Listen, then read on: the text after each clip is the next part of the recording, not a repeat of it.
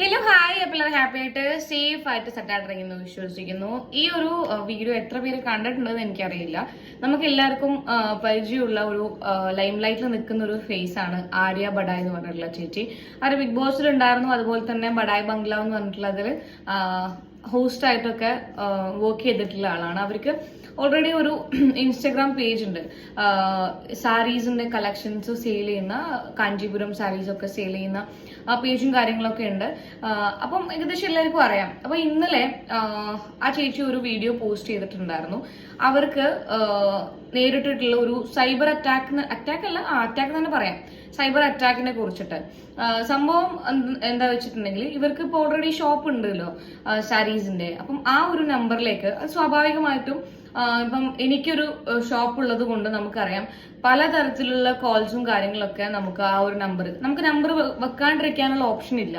കാരണം എന്തെങ്കിലും രീതിയിൽ ഇൻസ്റ്റഗ്രാമോ അല്ലെങ്കിൽ യൂട്യൂബിലോ മെസ്സഞ്ചറിലോ മെസ്സേജ് അയച്ചിട്ട് അല്ലെങ്കിൽ വാട്സാപ്പിൽ മെസ്സേജ് അയച്ചിട്ട് നമ്മൾ റിപ്ലൈ ചെയ്യാൻ ലേറ്റ് ആയിട്ടായിരിക്കാം ചിലപ്പോൾ അവർ നമ്മളെ കോൾ ചെയ്യുന്നത്. അങ്ങനെ അവർക്ക് കോൾ ചെയ്യാൻ വേണ്ടിയിട്ടാണ് നമ്മൾ എന്തെങ്കിലും വേറെ എന്തെങ്കിലും എൻക്വയറീസ് കാര്യങ്ങൾ ഉണ്ടെന്നുണ്ടെങ്കിൽ വിളിക്കാൻ വേണ്ടിയിട്ടാണ് നമ്മൾ നമ്പർ വെക്കുന്നത്. ഓക്കെ, അപ്പം വേറെ ഓപ്ഷൻ ഇല്ല, നമുക്ക് വെക്കാണ്ടിരിക്കാനും പറ്റില്ലല്ലോ. മറ്റേ കച്ചവടം മുഖ്യമ്പിക്കില്ലേ. അപ്പൊ അങ്ങനെ വെച്ച നമ്പറിലേക്ക് ഇന്നലെ വന്ന ഒരു ഫോൺ കോളിനെ കുറിച്ചിട്ടുള്ള ഒരു വീഡിയോ അപ്ലോഡ് ചെയ്തിട്ടുണ്ടായിരുന്നു. എനിക്ക് തോന്നുന്നു നെറ്റ് കോൾ ആണെന്ന് തോന്നുന്നു.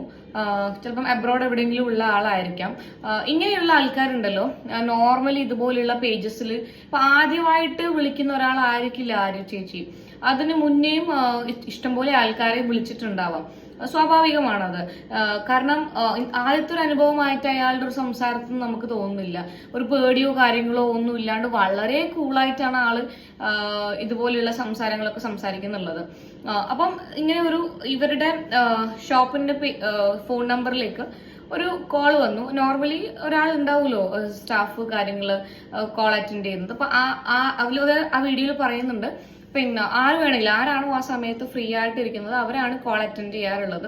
അങ്ങനെ അവിടെയുള്ള ഒരു ചേച്ചി, വിജി എന്ന് പറയുന്ന ഒരു ചേച്ചി, അത് പറയാണ്ടിരിക്കാൻ പറ്റില്ല, യു ആർ സൂപ്പർ, പിന്നെ കോൾ അറ്റൻഡ് ചെയ്തു. അപ്പൊ അവർ ഫസ്റ്റ് ഇപ്പൊ ആര്യ ചേച്ചീനെ കോണ്ടാക്ട് ചെയ്യാൻ പറ്റുമോ അല്ലെങ്കിൽ ലൈനിൽ കിട്ടുമോ എന്നൊക്കെ ചോദിച്ചിട്ട് വളരെ മാന്യമായിട്ട്, അത് അവർ വളരെ കൃത്യമായിട്ട് പറയുന്നുണ്ട്. വളരെ നീറ്റായിട്ട് ഒരു ഭയങ്കര ജെന്റിൽമാൻ ഒരു ടൈപ്പിലാണ് ആള് സംസാരിച്ചുകൊണ്ടിരുന്നത് ആദ്യം. അത് കഴിഞ്ഞിട്ട് കാരണം നമുക്ക് പെട്ടെന്ന് അവരെ കോണ്ടാക്ട് ചെയ്ത് കൊടുക്കാനോ അല്ലെങ്കിൽ കണക്ട് ചെയ്ത് കൊടുക്കാനോ പറ്റില്ലല്ലോ. അപ്പൊ ഇവര് എന്ത് ആവശ്യത്തിന് വേണ്ടിയിട്ടാണ് വിളിക്കുന്നത് എന്ന് പറഞ്ഞു കഴിഞ്ഞാൽ ഞാൻ അവരെ കണക്ട് ചെയ്ത് തരാം, അല്ലെങ്കിൽ ഐ ലെറ്റ് ഹർ നോ എന്ന് പറയുകയും ഒരു പ്രൊജക്ടിന്റെ കാര്യമായിട്ടാണ് സംസാരിക്കാനുള്ളത്.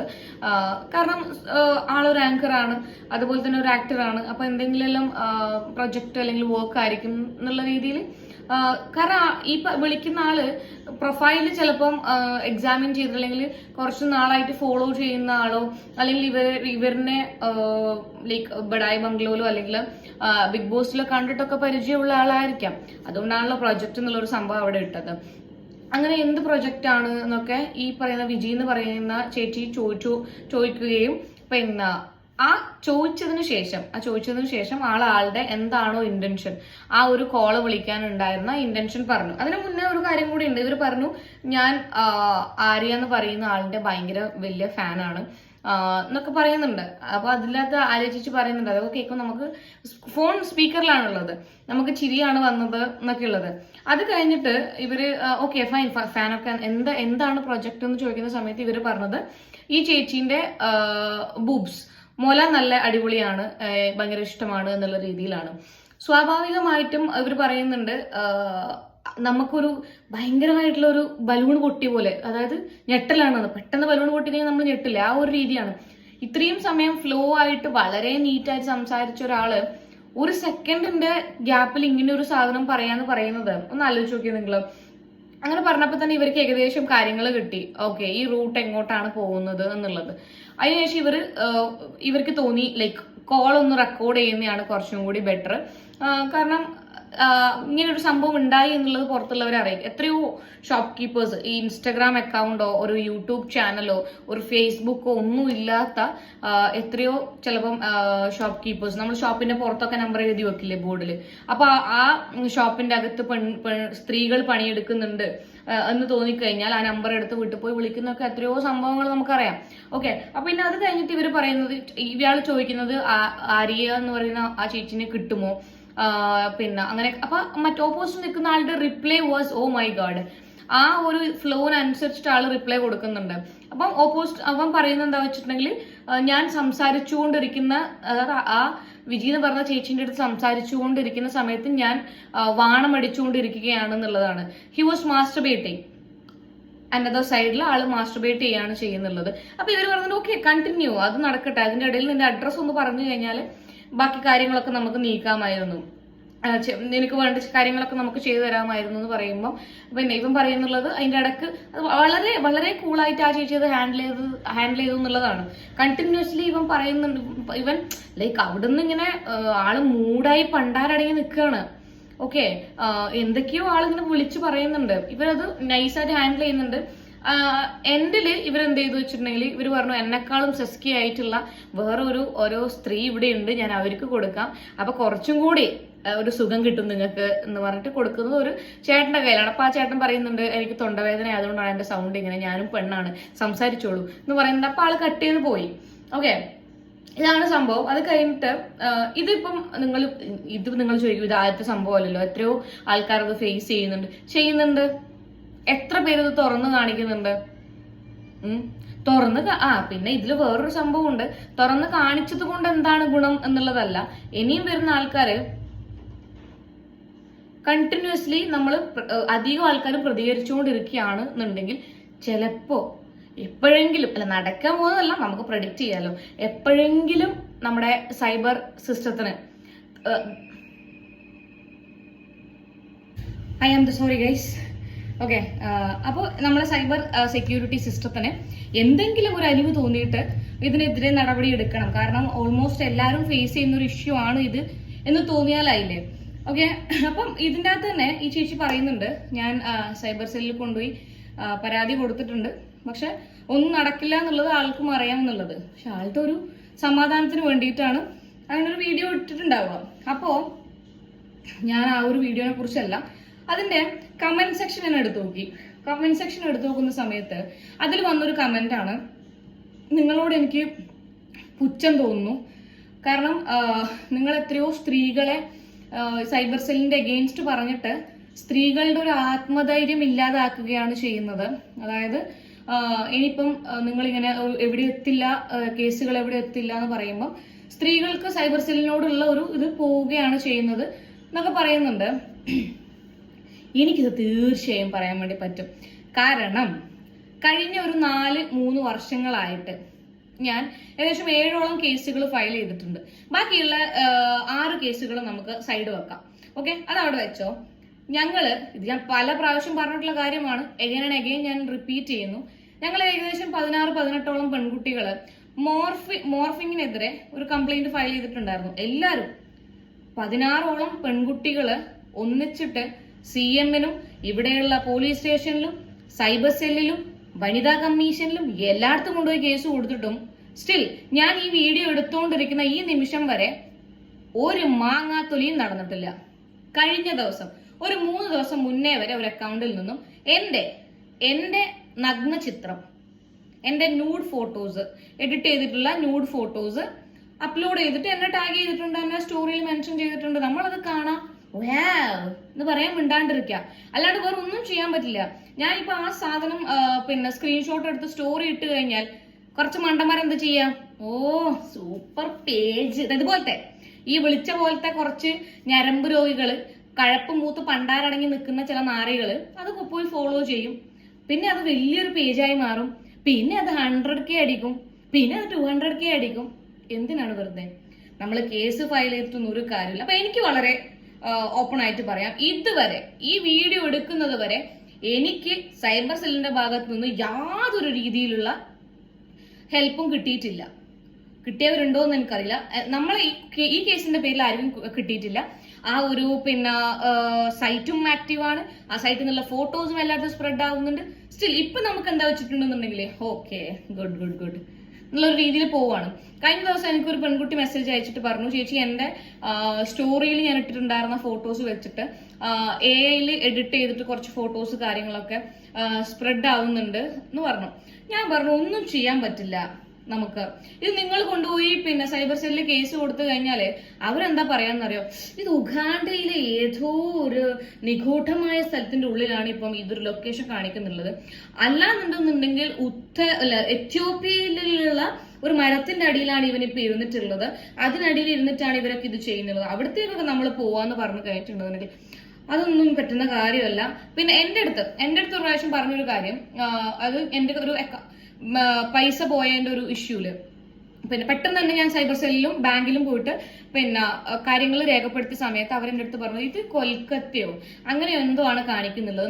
നമ്മളെ കയ്യിൽ നിന്ന് പൈസ എടുത്തിട്ട് കൊൽക്കത്ത വരെ പോയി ഓ മാൻ നോ എന്നുള്ള രീതിയിലാണ്. മനസ്സിലായോ? എന്റെ അനുഭവങ്ങൾ പങ്കുവെക്കുന്നതിന് പ്രശ്നമൊന്നുമില്ലല്ലോ. ഇതിന്റെ താഴത്തിന് ആര് വന്ന് കമന്റ് ഇട്ടാൽ ഞാൻ പറയാം എന്റെ അനുഭവമാണ് ഞാൻ പറഞ്ഞത്. എനിക്ക് ഇതുവരെ ഈ വീഡിയോ ഇട്ട് നിങ്ങളോട് ഈ കാര്യങ്ങൾ സംസാരിക്കുന്നത് വരെ സൈബർ സെല്ലിന്റെ ഭാഗത്ത് നിന്നും ഒരു മാങ്ങാത്തൊലിയും കിട്ടിയിട്ടില്ല, ഒരു രീതിയിലുള്ള ഹെൽപ്പും എനിക്ക് കിട്ടിയിട്ടില്ല. അതുകൊണ്ട് തന്നെയാണ് ഈ സൈബർ സെക്യൂരിറ്റി സിസ്റ്റത്തിലുള്ള വിശ്വാസം പോയതിനു ശേഷം തന്നെയാണ് ഞാൻ ഒറിജിനൽ ആയിട്ടുള്ള അക്കൗണ്ട് ആണെന്നുണ്ടെങ്കിൽ അവരുടെ ഫോട്ടോസും കാര്യങ്ങളും ഒക്കെ എക്സ്പോസ് ചെയ്തിട്ട് വീഡിയോ ഇടാൻ തുടങ്ങിയത്. ഓക്കെ, നമുക്ക് പദവിയും കാര്യങ്ങളൊക്കെ ഉണ്ടെന്നുണ്ടെങ്കിൽ ചിലപ്പോൾ കാര്യങ്ങൾ നടക്കേ, മനസ്സിലായില്ലേ? അല്ല നമ്മളൊരു സാധാരണക്കാരാണ്, നമ്മളെ പോലെയുള്ള സാധാരണക്കാരാണെന്നുണ്ടെങ്കിൽ ഒന്നും നടക്കില്ല. Don't worry about it. ഒന്നും നടക്കില്ല, പറഞ്ഞാൽ ഒന്നും നടക്കില്ല. പിന്നെ കുറെ ആൾക്കാർ പറഞ്ഞ ഒരു കാര്യമാണ്, ഇത് പ്രൊമോഷന് വേണ്ടി ചെയ്തതായിരിക്കാം, അല്ലെങ്കിൽ ഇങ്ങനൊരു സംഭവം ഉണ്ടായിട്ടേ ഇല്ല. വാട്ട് ദ ഹെക്ക് ബഡി, ഇതൊരു പ്രൊമോഷൻ ആണോ? ആള് നടത്തിക്കൊണ്ട് വരുന്നത് സാരിന്റെ ഒരു പിന്നെ പേജാണ്, ഒരു പ്രൊഫൈലാണ്. സാരിയും സൈബർ സെല്ലും അല്ലെങ്കിൽ സാരിയും ഈ പറയുന്ന പോലുള്ള ഞരമ്പന്മാരും തമ്മിലൊരു ബന്ധവുമില്ല. കുറെ പേര് പറഞ്ഞു, പിന്നെ നിങ്ങൾ ചിലപ്പോൾ കമന്റ് ബോക്സിലുണ്ട്, നിങ്ങൾ ചിലപ്പോൾ പറഞ്ഞിട്ട് ചെയ്യിപ്പിച്ചതായിരിക്കാം. എന്ത് ഞാൻ അപ്പുറത്ത് നിന്ന് വാണം അടിക്കുന്നുണ്ട് എന്നൊക്കെ പറയാൻ ഒരാൾ പറയുന്നു? ലൈക്ക് സീരിയസ്, എന്താ അവർ വീഡിയോ ഇടുന്നു റീച്ചിന് വേണ്ടിട്ടോ? ആൾക്ക് അത്യാവശ്യം റീച്ച് ഉണ്ട്. നിങ്ങൾ ഈ പല ഇതിൻ്റെ അകത്തും വന്നിട്ട് കമന്റ് ചെയ്യുന്ന കാണാം, റീച്ചിന് വേണ്ടി എന്നുള്ളത്. അത്യാവശ്യം റീച്ചുള്ള അക്കൗണ്ടുകൾക്കൊക്കെ ഇതിനെന്ത് റീച്ചാണ് മക്കളെ? നിങ്ങൾ ഇതിനെന്ത് റീച്ചാണ് ഉദ്ദേശിക്കുന്നത്? 322 മില്യൺ വ്യൂസോ അങ്ങനെയാണോ നിങ്ങൾ ഉദ്ദേശിക്കുന്നുള്ളത്? അതൊന്നും ആരും എക്സ്പെക്ട് ചെയ്യുന്നില്ല. നമ്മൾ ഇടുന്ന സാധനങ്ങള് കുറച്ചെങ്കിലും ഓഡിയൻസിലേക്ക് എത്തണമെന്നേ ആരും വിചാരിക്കുള്ളൂ. അല്ലാണ്ട് ഒരു ഹ്യൂജ് ആയിട്ടുള്ള ഓഡിയൻസ് കാണണം, ഒരു 25 ലക്ഷം ആൾക്കാർ കാണണമെന്നും ആരും വിചാരിക്കില്ല. മനസ്സിലായി? അതുകൊണ്ട് റീച്ച് കിട്ടാൻ വേണ്ടിയിട്ടാണെന്നൊന്നും പറയുന്നതിനോട് എനിക്ക് യോജിക്കാൻ പറ്റില്ല. പിന്നെ പറഞ്ഞൊരു കമന്റ് എന്താണെന്ന് വെച്ചിട്ടുണ്ടെന്നുണ്ടെങ്കിൽ അപ്പൊ തന്നെ കട്ട് ചെയ്താൽ പോരെ, ബ്ലോക്ക് ചെയ്താൽ പോരെ. അവർ ഓൾറെഡി ആ വീഡിയോയിൽ പറയുന്നുണ്ട്, കണ്ടിന്യൂസ്ലി ഇങ്ങനത്തെ കുറെ സാധനങ്ങൾ വരാറുണ്ട്. എപ്പോഴെങ്കിലും ഒരു പ്രാവശ്യമെങ്കിലും ഇങ്ങനെയുള്ള കാര്യം പ്രതികരിക്കണ്ടേ, ഇങ്ങനെയുള്ള കാര്യങ്ങൾ പുറത്തു കൊണ്ടുവരണ്ടേ? ഇത് ആദ്യത്തെ സംഭവമല്ല. നിങ്ങൾ ഈ പറയുന്ന ബ്ലോക്കിങ്ങും കട്ട് ചെയ്യലൊക്കെ ഓൾറെഡി കഴിഞ്ഞിട്ട് എന്നിട്ടുമുള്ള ഒരു സാധനമാണ് അവര് പബ്ലിക്കായിട്ട് വന്നിട്ട് പറഞ്ഞിട്ടുള്ളത്. അതിൽ എനിക്കൊരു തെറ്റും കാണുന്നില്ല ആ ചെയ്തതില്. കുറെ പേര് വന്നിട്ട് പറയുന്നുണ്ട്, എന്തിനാണ് ഇതിനൊരു വീഡിയോ ഇടേണ്ട കാര്യം ഉണ്ടായിരുന്നത്, അതങ്ങോട്ട് പിന്നെ കട്ട് ചെയ്ത് ബ്ലോക്ക് ചെയ്ത് വിട്ടാൽ പോരെ, പിന്നെ വരില്ലല്ലോ. ഇതാണ് നിങ്ങളെ ഏറ്റവും വലിയ കുഴപ്പം. മനസ്സിലായില്ലേ? അത് നിങ്ങൾക്ക് വരുമ്പോ ഓഹോ, ബാക്കിയുള്ളവർക്ക് വരുമ്പോ അല്ലേ? അതെങ്ങനെയാ ശരിയാവുന്നേ? നിങ്ങൾക്കത് വന്നു കഴിഞ്ഞാലേ മനസ്സിലാവുള്ളൂ കേട്ടാ.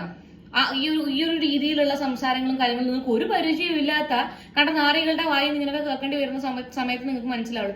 എത്ര എന്ന് പറഞ്ഞിട്ടാണ് ഈ ഇഗ്നോർ ചെയ്യേണ്ടത്?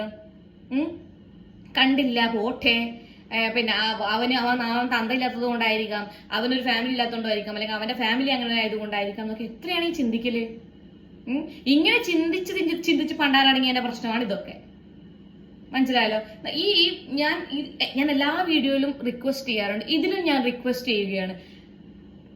നമ്മുടെ സൈബർ സെക്യൂരിറ്റി സിസ്റ്റത്തിനോടാണ് പറയുന്നത്, സാധാരണക്കാർക്കും സോഷ്യൽ മീഡിയ ഉപയോഗിക്കണം എന്നുള്ള ആഗ്രഹങ്ങളുണ്ട്.